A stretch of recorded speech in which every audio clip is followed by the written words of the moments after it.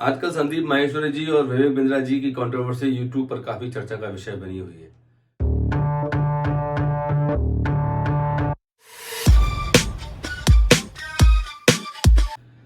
Actually मैंने जब दोनों के वीडियोस को बड़े ही ध्यान से देखा और सुना, तो इस सब की शुरुआत हुई थी संदीप माहेश्वरी जी के उस प्रोग्राम से, जहां एक स्टूडेंट ने अपना एक क्वेश्चन रखा था, जिस क्वेश्चन के थ्रू उसने अपनी एक प्रॉब्लम का सॉल्यूशन जानना चाहा था संदीप माहेश्वरी जी से। और संदीप जी ने उस सवाल का जवाब बखूबी उस लड़के को समझाया था।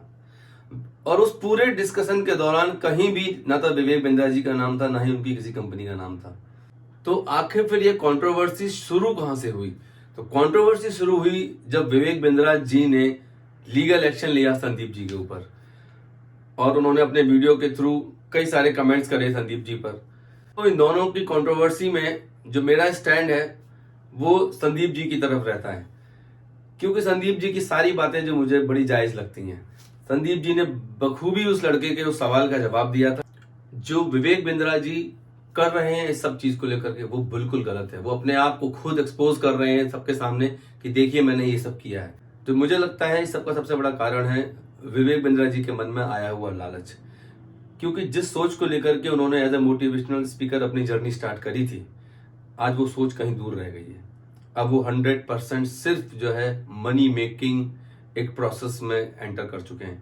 उनको कोई फर्क नहीं पड़ता है कि मेरे आने वाले स्टूडेंट का क्या होगा, ये पैसा कहाँ से लेके आ रहा है, ये आगे चल के क्या करने वाला है। उनको इससे मतलब है सिर्फ कि मेरी जेब में कितना आ रहा है। विवेक बिंद्रा जी, आप एक बहुत ही अच्छे मोटिवेशनल स्पीकर हैं। आपको देख करके और सुन करके बहुत सारे लोग प्रभावित होते हैं। तो आप ऐसा कोई भी काम न करें जिससे कि वो सारे लोगों को मन में ठेस पहुंचे, और उनमें से एक मैं भी हूं।